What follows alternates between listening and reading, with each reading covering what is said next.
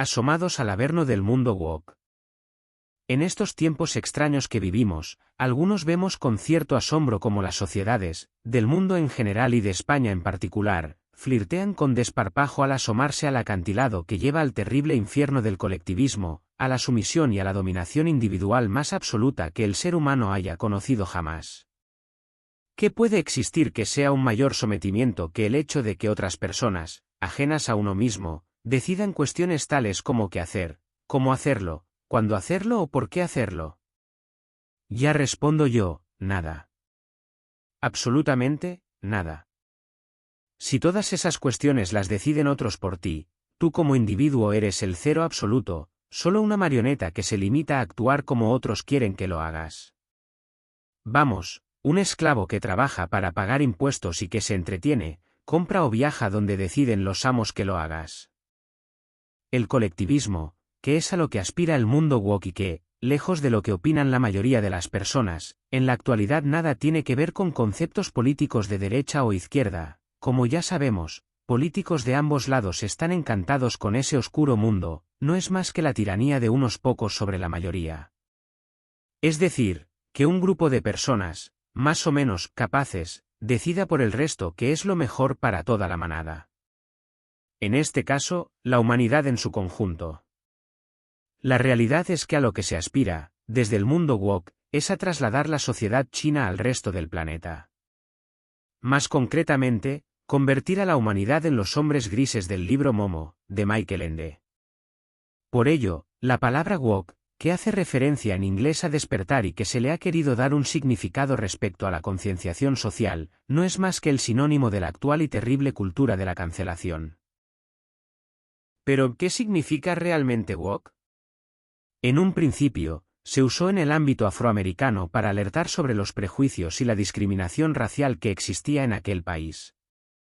Pronto, el término se lo apropió la izquierda para aunar a las diferentes minorías que se sentían discriminadas. Como es lógico, todas las minorías juntas crean una mayoría, personas LGTB, feministas, animalistas, inmigrantes y proinmigración, naturalistas, etc. Recordemos que todos estos grupos sociales, cuyas reclamaciones pueden ser más o menos legítimas y justas, hace tiempo que se unieron en asociaciones y con los años se han convertido en auténticos lobbies de poder, por lo que ya no se deberían considerar discriminadas de ninguna forma, más bien todo lo contrario.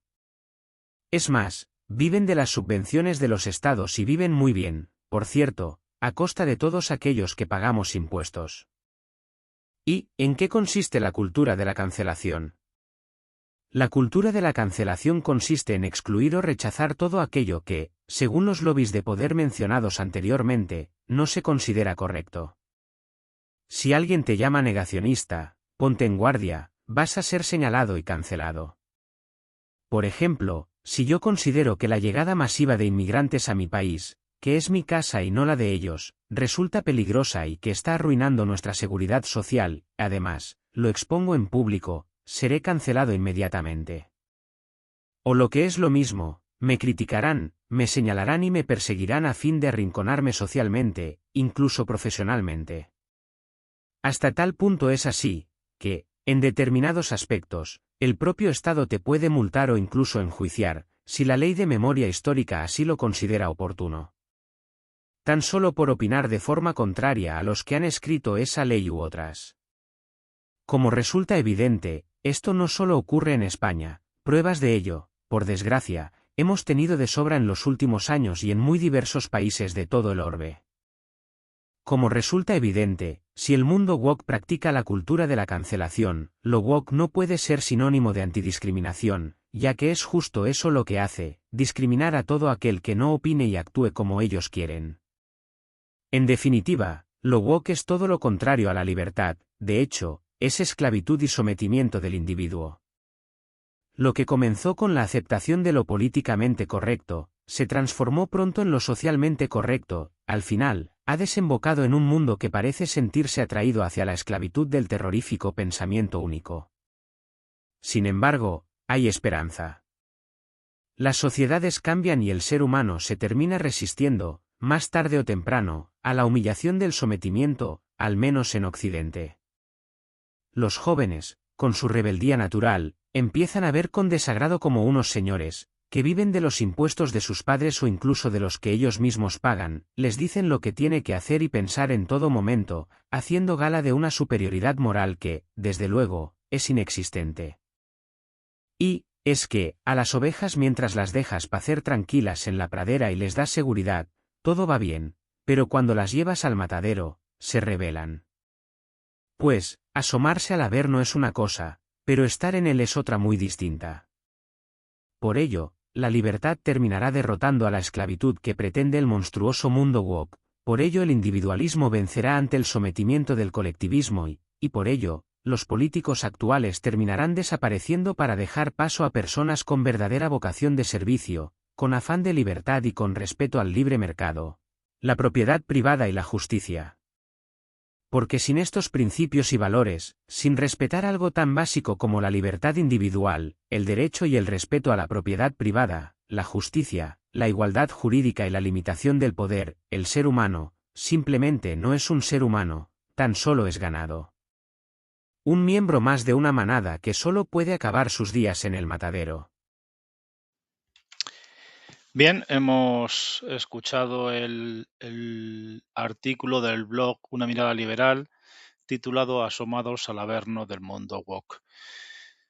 Está escrito por mí, por Luis Molina, y bueno, hace referencia a este mundo que nos quieren imponer tan tasado, tan expresamente dirigido por una élite, lo de élite, pongámoslo entre comillas, que nos quiere hacer ver que al final, detrás de toda esta evolución, no dejamos de ser animales y como animales podemos ser conducidos, dirigidos por los pastores, los perros pastores. Bueno, es una forma de interpretar el mundo. Yo desde luego estoy total y absolutamente en desacuerdo.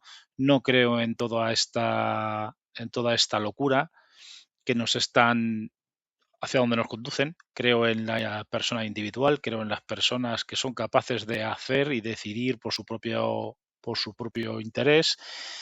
Y creo, por supuesto, en el ser humano como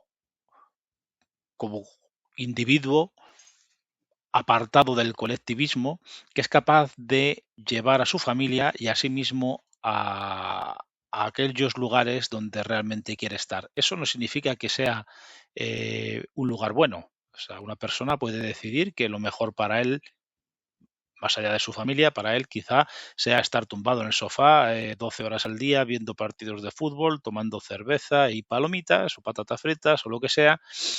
Y esa es su felicidad, qué duda cabe. Otros, sin embargo, puede decidir que lo mejor es pasarse 12, 14 horas trabajando en la oficina, sin ver a su familia, simplemente dedicándose a trabajar hasta altas horas de la madrugada, incluso los fines de semana, etcétera, etcétera.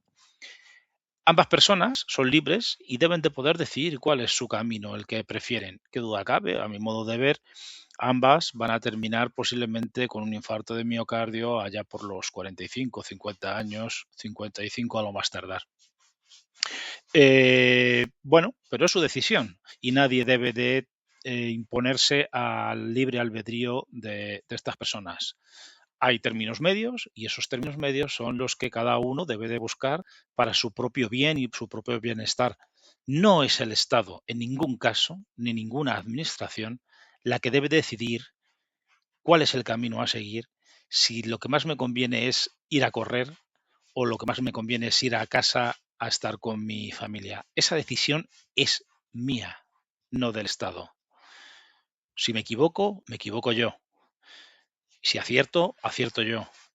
Pero no la administración, no papá Estado y desde luego una tercera persona con ideas propias o impostadas, menos todavía. Las ideas son mías y las pongo en práctica yo. Eso es en lo que yo creo, eso es en lo que cree este blog, esto es en lo que cree el liberalismo y le puede gustar a uno más o menos, pero en realidad todo forma parte de lo mismo, del libre albedrío, del libre pensamiento y de la libre decisión. Decida usted si lo que yo digo le gusta o no le gusta. Ahí está precisamente la libertad. Muchas gracias y un saludo. Que ustedes lo lean bien.